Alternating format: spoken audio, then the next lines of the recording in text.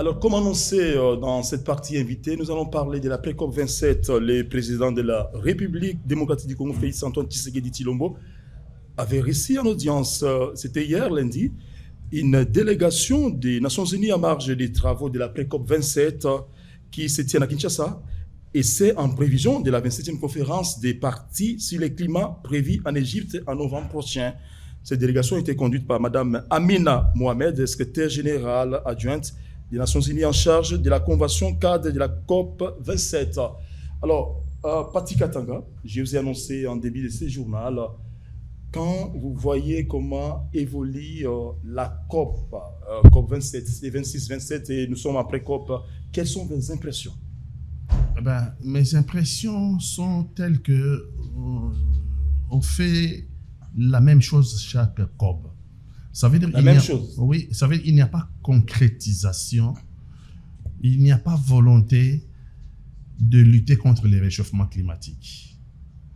Parce que dans cette affaire de pollution, dans cette affaire d'émission de gaz à effet de serre, c'est ça les gaz polluants. Il faut savoir qu'il y a les pollueurs et les non-pollueurs.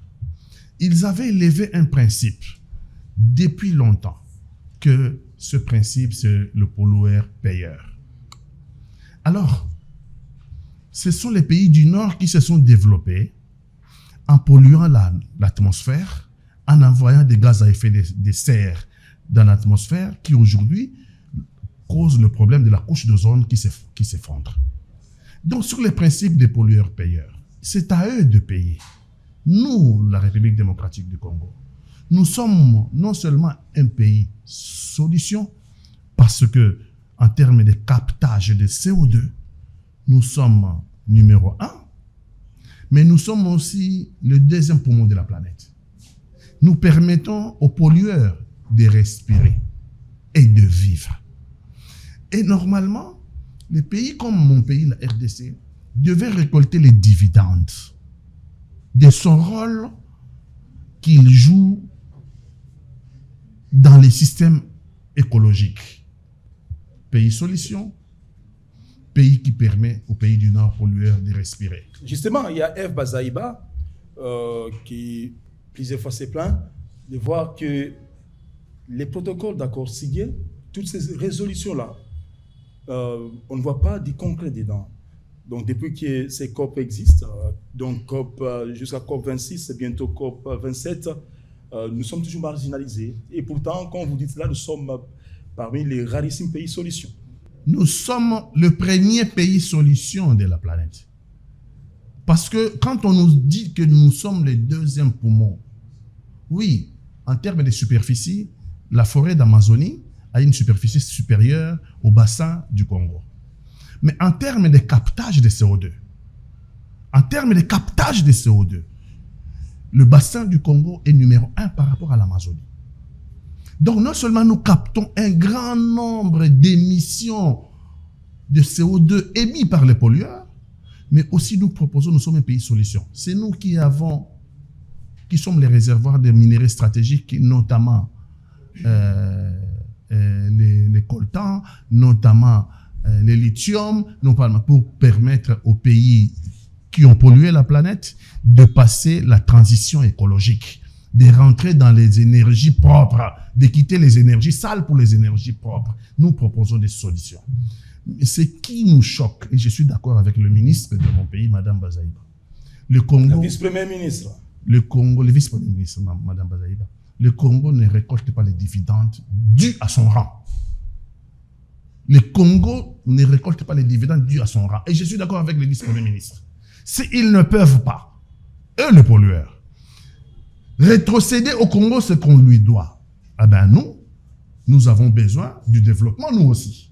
Nous avons besoin des écoles, nous avons besoin des bancs, nous avons besoin des tableaux, parce que nos enfants doivent aller à l'école. Donc nous serons dans l'obligation de déforester pour créer des écoles. Mais il pourrait y avoir des sanctions, Pati Katanga. Quelles sanctions?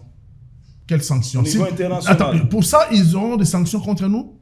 Mais pour nous payer ce qu'ils nous doivent, depuis COP 20, depuis Helsinki, en passant par COP 21 à Paris, il y a eu un engagement de plus de 100 milliards de dollars.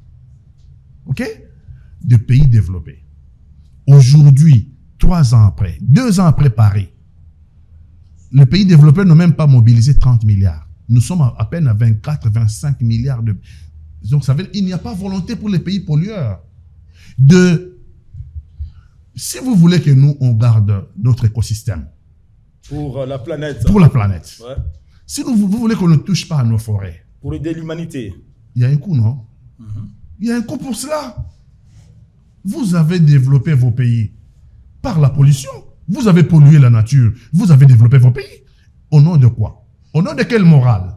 Vont-ils nous demander, nous, de ne plus toucher à nos forêts et sans contrepartie? Donc vous voulez dire que la RDC continue d'être victime d'une anarchie, on peut dire ça comme ça? Mais tout à fait, nous continuons à être victimes. On nous dit, de protocole en protocole, ils n'émettent que des restrictions. Il ne faut pas toucher forêt, il ne faut pas toucher l'eau, il ne faut pas toucher tel parc de Virunga, patrimoine de l'humanité, oui. Parc tel patrimoine de l'humanité, mais en contrepartie, les Congolais, ils doivent vivre, non?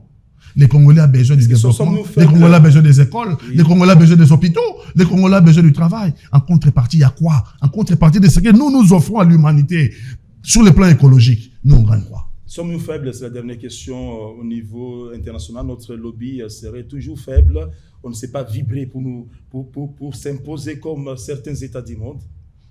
Oui, nous sommes faibles, c'est vrai, mais eux savent que c'est grâce au Congo le pays solution. Parce que pour le Brésil, il y a une enveloppe conséquente. Pour même l'Afrique du Sud, qui est un pays pollueur, l'Afrique du Sud, il y a une enveloppe conséquente. Mais pour le Congolais, c'est une enveloppe ridicule. Une enveloppe ridicule. Ça veut dire que pour nous, nous devons dire aux pays développés, pays pollueurs, ils doivent payer la pollution qu'ils ont causée à l'humanité. Ils n'ont pas à demander au Congo de stopper son développement, de ne pas toucher à sa forêt, de ne pas toucher à l'eau, de ne pas toucher au parc. Non, j'encourage le gouvernement à mettre sur les marchés, et d'ailleurs c'est fait, l'appel d'offres de 27 blocs gaziers. 27 blocs pétroliers et 3 blocs gaziers. Il faut que le gouvernement de mon pays résiste contre ceux qui veulent à tout prix, que nous ne puissions pas mettre cet appel d'offres, parce que l'argent qui va être généré par ces blocs pétroliers et ces blocs gaziers va profiter au développement du Congo. S'ils ne veulent pas qu'on mette sur les marchés les blocs gaziers et les blocs pétroliers, ils n'ont qu'en contrepartie nous donner... compenser les blocs. Voilà, Patika Tanga, je rappelle que vous êtes le président du mouvement de la résistance Mai Mai, également porte-parole de la dynamique des alliés des Camérés, naturellement donc alliés de l'UNC. Et là, vous êtes intervenu par rapport à toutes ces sortes de COP, comme disent certains analystes. Voilà, merci beaucoup d'être venu. C'est moi.